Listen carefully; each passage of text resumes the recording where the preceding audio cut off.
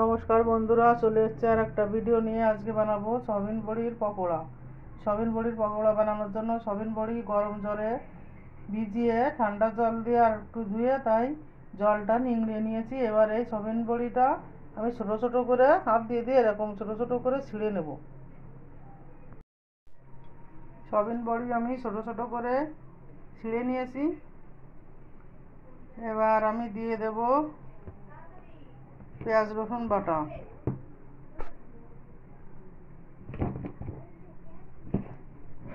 পেঁয়াজ রসুন আমি মিক্সারে বেটে নিয়েছি।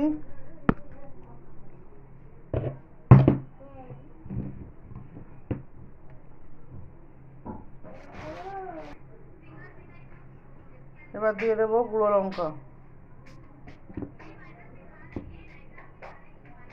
2 চামচ মতো, ছোট চামচের গুঁড়ো লঙ্কা দিলাম। দিয়ে দেব এই চামচের 1 চামচ মতো জিরে গুঁড়ো, আর দিয়ে দেব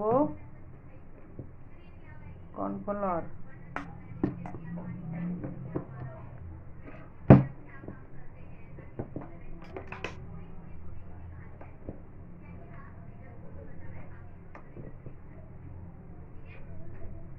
ছোট চামচ 2-3 চামচ মতো দিয়ে দিলাম, 3 চামচ।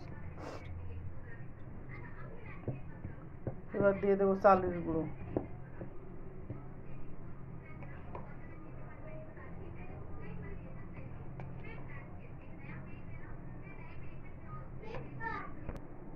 এবার দিয়ে দেবো বেসন।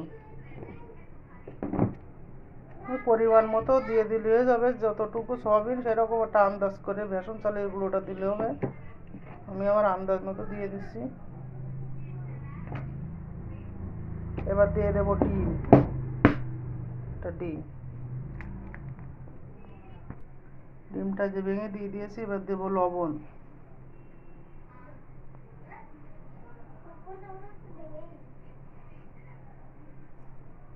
দিয়ে দেবো হলুদ,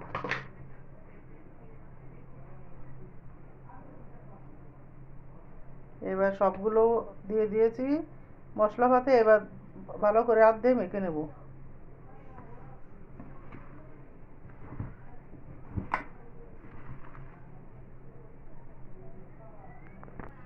সব মশলা দিয়ে এই যে আমি ভালো করে মেখে নিয়েছি।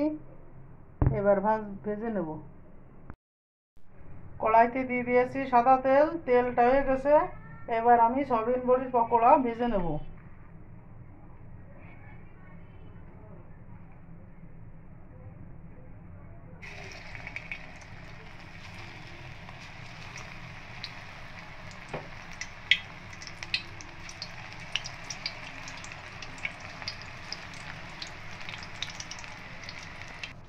সয়াবিন বড়িগুলো দিয়ে দিয়েছি। ভাজা হলে ওই পাশ উল্টে দেবো।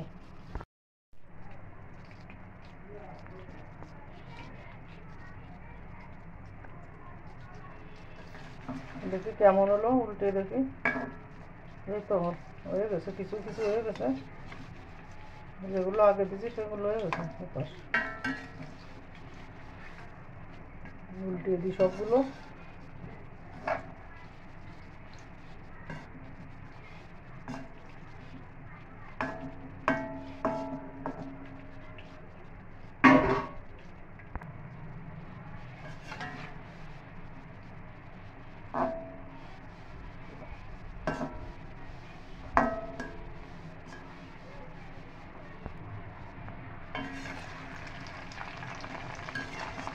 পকোড়াগুলো হয়ে গেছে, এবার আমি উঠিয়ে নেব। হয়ে গেছে।